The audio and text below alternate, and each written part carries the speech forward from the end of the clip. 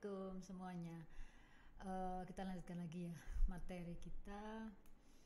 Sebelumnya kita sudah membahas forecasting dengan metode least square untuk data ganjil.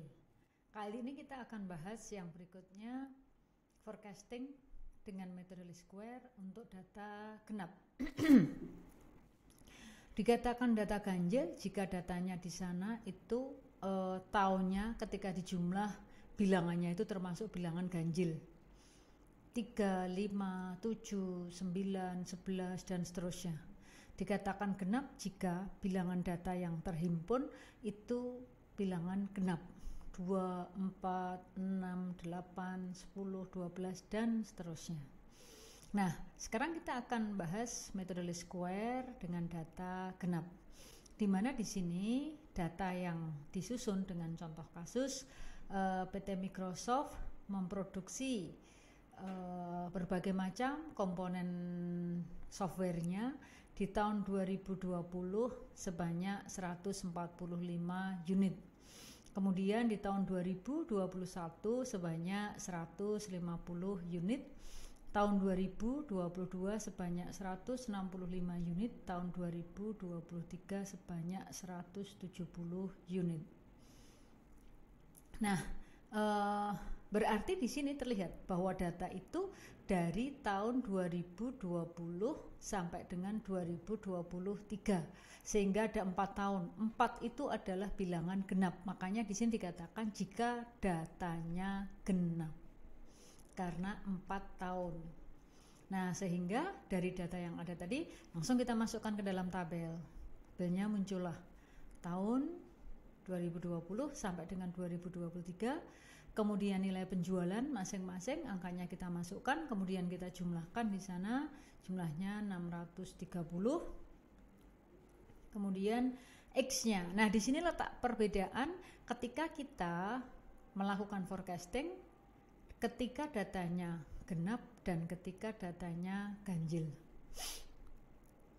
Ketika datanya genap, titik origin tidak nampak, walaupun ada, tetapi tidak nampak. Titik origin berada di pertengahan data antar tahun, bukan di tengah data tahun yang paling tengah.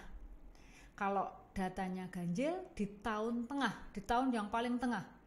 Misalnya datanya ada 9, berarti di sana akan muncul titik originnya itu di data tahun ke-5.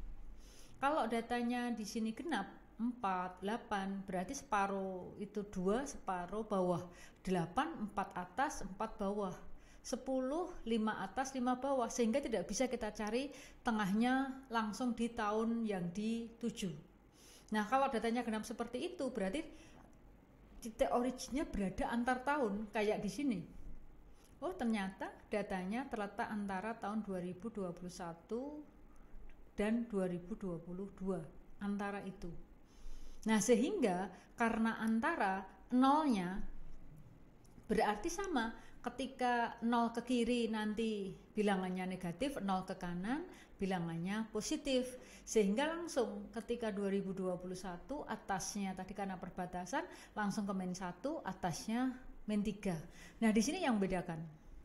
Ketika least square data genap, kelipatannya 1 karena data tengahnya langsung kelihatan di tahun paling tengah. Tapi karena di sini nggak ada, berarti data itu melompat 0 ke kiri -1, 0 ke 1, 1. Nah, sehingga 1 itu berarti kelipatannya di sini 2. Berarti antara -1 ke 1 di sana ada jeda 2 angka. Nah, sehingga 1 kemudian kita tambah 2 berikutnya menjadi -3. Nah, sehingga kenapa di sini muncul angka -3 bukan 2, karena nolnya nggak terlihat di sini. Nolnya langsung antara 2020-2021, kemudian 2022 2023, sehingga kita jumlahkan -3 tambah -1 -4 tambah 1 di sini -3 tambah 3 tambah 3 sama dengan 0. Kemudian X kali Y nya 145 kita kalikan dengan min 3, hasilnya 400 min 435. Kita kalikan XY yang ke 2021, 150 kali min 1, hasilnya min 150. Kemudian 2022, X-nya di sini 1 sehingga hasilnya 165. Kemudian tahun 2023, Y-nya 170, X-nya 3. Kalikan hasilnya 510. Sehingga jumlahnya di sini adalah 90 untuk X kali Y. Kemudian X kuadrat adalah bilangan-bilangan yang ada dalam kolom X di sini, kita kuadratkan. Min 3 kali min 3 atau min 3 kuadrat. Min 1 kali min 1, 1 kuadrat, 1 kuadrat. 3 kuadrat, 0 kuadrat. Kita jumlahkan 9 tambah 1 10, 10 tambah 1 11, 11 tambah 9 20. Nah, disitulah kita sudah menemukan tadi sigma XY sudah ketahuan, sigma Y sudah ada, kemudian sigma X kuadrat sudah ada, N-nya sudah ada, tinggal kita masukkan ke dalam rumus. A-nya adalah sigma Y 630, N-nya 4, hasilnya 157,5. B-nya sigma XY dibagi sigma X kuadrat, 90 dibagi 20, hasilnya 4,5. Kita kembalikan ke persamaan semula. Nah, di persamaan semula di sini, tadi kan rumusnya Y sama dengan A plus BX. Nah, kita akan mencari asumsinya di sini adalah ketika data itu yang belum ada adalah data 2024 ke seterusnya.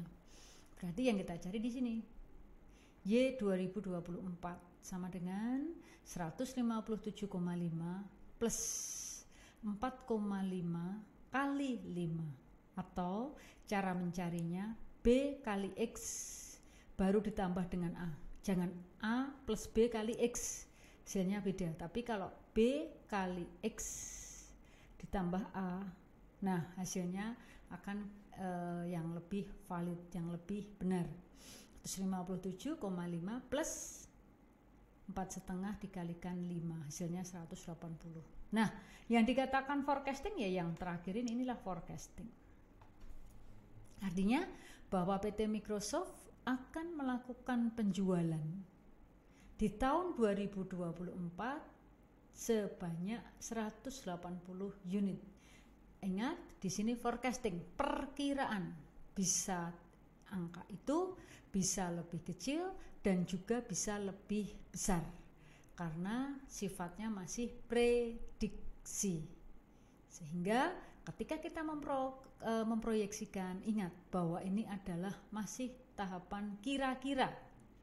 Tetapi kira-kira tersebut ada datanya, dasarnya adalah data yang valid. Nah, data yang valid itulah yang menjadi tolok ukur sehingga angka-angka di sini bisa dihitung, bukan karena feeling, bukan karena di otak-atik dan seterusnya, tapi berdasarkan data yang telah ada di masa-masa sebelumnya. Oke, terima kasih. Assalamualaikum.